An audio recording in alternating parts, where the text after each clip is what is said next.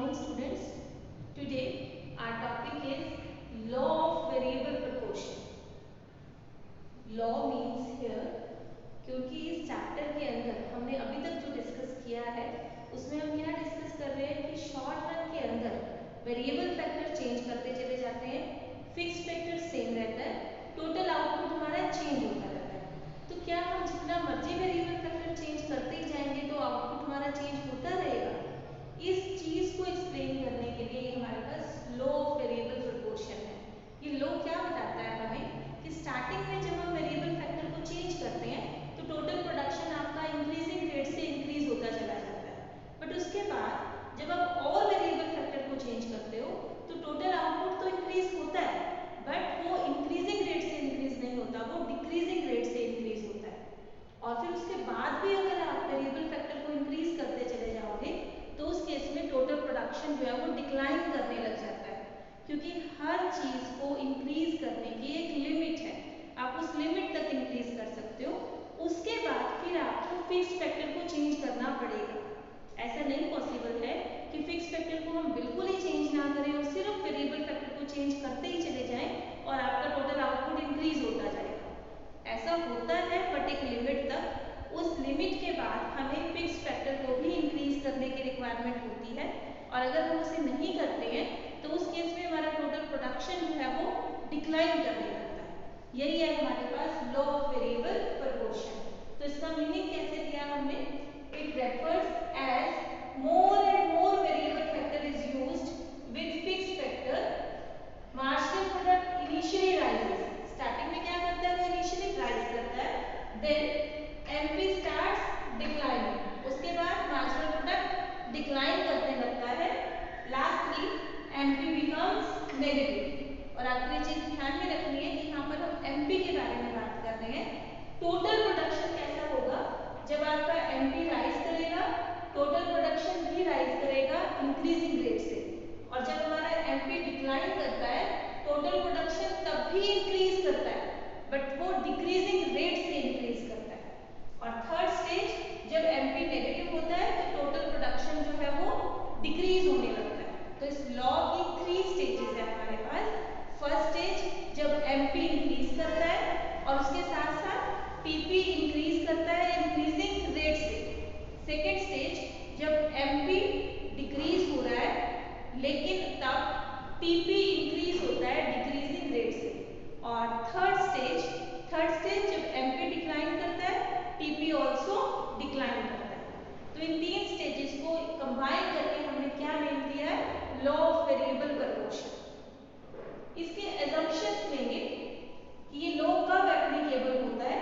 उसमें first, ratio among factors can be changed. हमने already ये टॉपिक डिस्कस किया था शॉर्ट रन प्रोडक्शन फंक्शन के अंदर कि शॉर्ट पीरियड के अंदर क्योंकि हम वेरिएबल फैक्टर को चेंज करते रहते हैं, फिक्स फैक्टर चेंज नहीं होता, तो उससे क्या होता है वेरिएबल और फिक्स फैक्टर के बीच का जो रेशियो है वो चेंज होता चला जाता है। तो यहाँ पर भी ऐसे ही है, क्योंकि हमने फिक्स फैक्टर में कोई चेंज नहीं किया, सिर्फ वेरिएबल फैक्टर को चेंज कर रहे हैं, that means ratio among factors can be changed. Second, all the units of variable factor are homogeneous. अब इस पॉइंट का मीनिंग क्या है? क्योंकि यहाँ पर आप वेरिएबल फैक्टर को बार बार इंक्रीज कर रहे हो और वेरिएबल फैक्टर के इंक्रीज करने से पहले क्या हो रहा है? एमपी राइज कर रहा है, फिर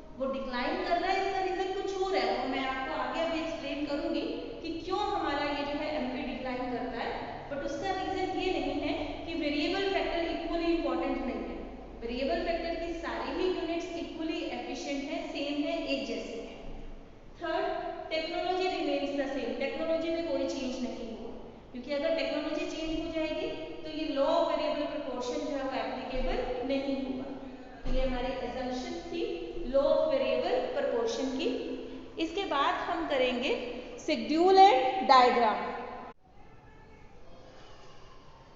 नाउ शेड्यूल, इसी लॉ को शेड्यूल की हेल्प से हमें एक्सप्लेन करना है। तो हमने ये शेड्यूल लिया जिसमें यहाँ पर फिक्स फैक्टर लिया हुआ लैंड जो कि फिक्स्ड है, उसमें कोई चेंज नहीं है। लैंड 1 1 1 1 1 दैट मींस वो फिक्स्ड है, no change.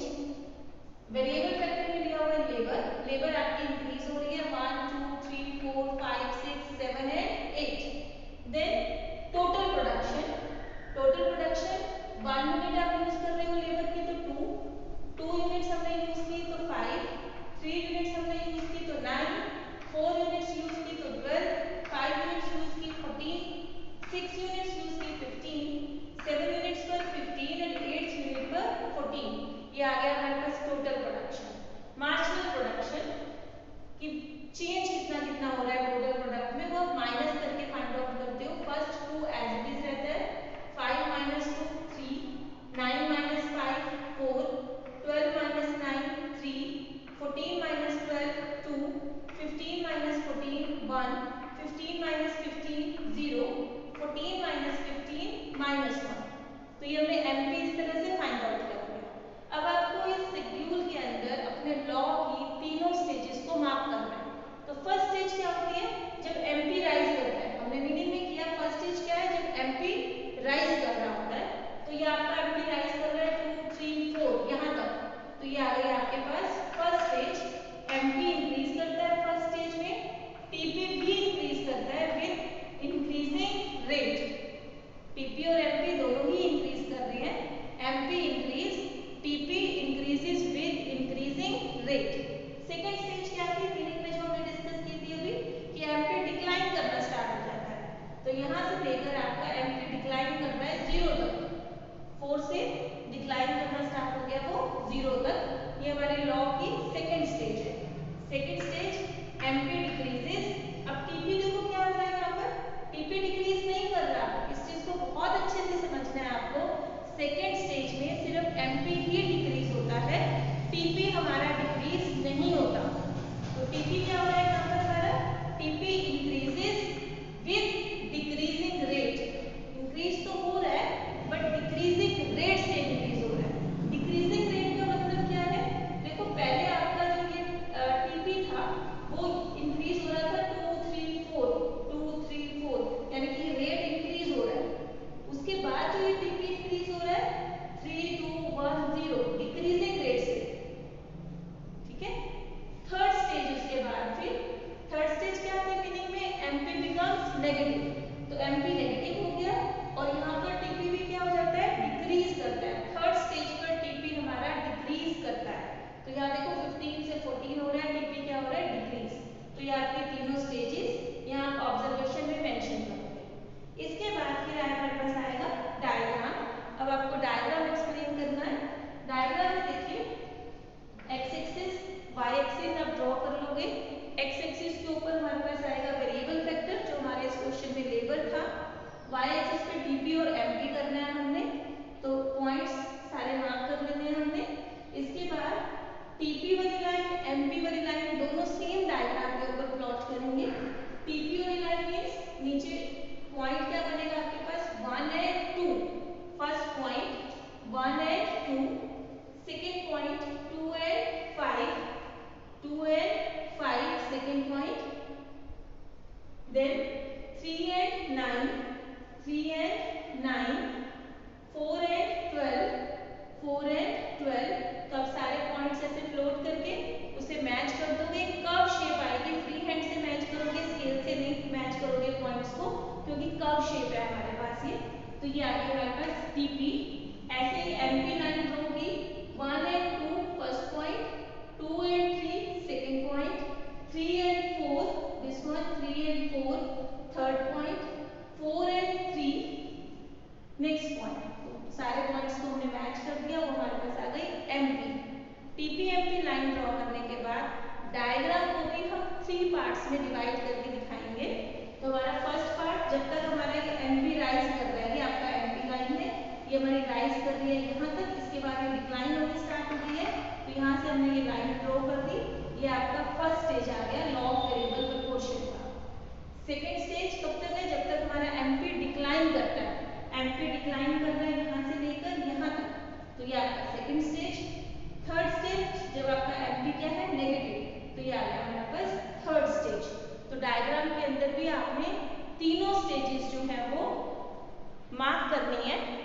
First stage, second stage और थर्ड स्टेज।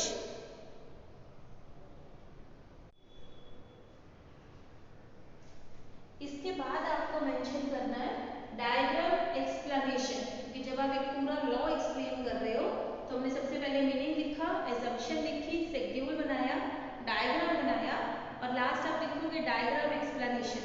और डायग्राम एक्सप्लेनेशन के टाइम आप 3 पॉइंट्स में आप इसको एक्सप्लेन करोगे। फर्स्ट पॉइंट की हेडिंग बनाओगे फर्स्ट स्टेज, सेकेंड पॉइंट की हेडिंग बनाओगे सेकेंड स्टेज, थर्ड पॉइंट की आप हेडिंग बनाओगे थर्ड स्टेज। और जो फर्स्ट स्टेज है उसको आप नेम दोगे increasing returns to a factor. ये जो फर्स्ट स्टेज है इसका नेम क्या है हमारे पास, increasing returns to a factor.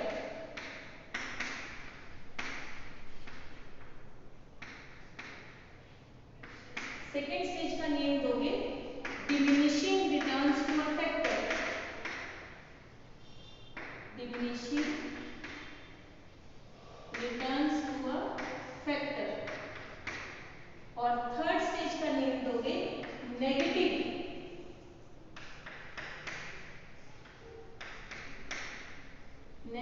Returns to a factor.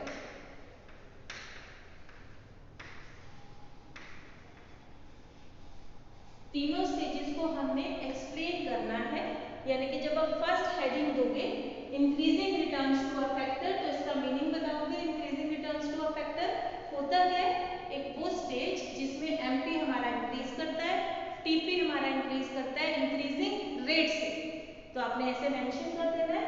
उसके बाद डायग्राम के अंदर आपने एक्सप्लेनेशन कर रहे हो डायग्राम की, तो सिर्फ थ्योरी नहीं लिखनी, आपने बताना है कि डायग्राम के अंदर जो एरिया फर्स्ट स्टेज से डिनोट किया गया है that area shows us increasing returns to a factor. ऐसे ही फिर आप सेकेंड पॉइंट सेकेंड स्टेज उसका नेम दे दोगे diminishing returns to a factor, उसका मीनिंग बता दोगे कि इसमें होता क्या है, एमपी हमारा डिक्रीज करता है, टीपी इंक्रीज करता है with decreasing rate and in this diagram the area marked with second stage that shows us diminishing returns to a factor। Third stage heading दोगे negative returns to a factor, उसका name दोगे, उसका meaning लिखोगे कि इसमें होता क्या है, एमपी नेगेटिव हो जाता है, टीपी हमारा डिक्लाइन करता है। And in the above diagram area marked with third stage is negative returns to a factor. तो ये सारे आपने डायग्राम एक्सप्लेनेशन अच्छे से देनी है। देन इसके बाद डायग्राम एक्सप्लेनेशन देने के बाद फिर आता है हमारे पास postponement of the use. Postponement of the use means कि कहाँ पर ये लॉ हमारा एप्लीकेबल नहीं होता, तो लास्ट में आपको मेंशन करना है पोस्टपोनमेंट ऑफ द यूज। तो कहाँ तक हमारा ये लॉ एप्लीकेबल नहीं होगा, ये लॉ आपका सिर्फ 2 स्टेजेस में एप्लीकेबल नहीं होता। फर्स्ट जब आपकी टेक्नोलॉजी चेंज हो जाती है, जब मैंने आपको ये चीज एजम्पशन में भी अभी बताई कि जब टेक्नोलॉजी चेंज हो जाएगी तो ये लॉ एप्लीकेबल नहीं होगा। और सेकंड आपका ये लॉ कब एप्लीकेबल नहीं है, जब आप फिक्स्ड फैक्टर का सब्स्टिट्यूट ढूंढ लेते हो, इस फिक्स्ड फैक्टर का कोई और सब्स्टिट्यूट आपके पास आ जाता है, तब भी आपका ये लॉ एप्लीकेबल नहीं होता। तो जब भी आपने ये लॉ लिखना है पूरा इसी सीक्वेंस में ही लिखा जाएगा, पहले मीनिंग, फिर एजम्पशन, फिर शेड्यूल, डायग्राम एक्सप्लेनेशन और लास्ट पोस्टपोनमेंट, कि जहां पर ये आपका लॉ एप्लीकेबल नहीं होता वो क्या है हमारे पास पोस्टपोनमेंट। सीक्वेंस को आप ब्रेक नहीं करोगे, सेम सीक्वेंस में ही जाएगा।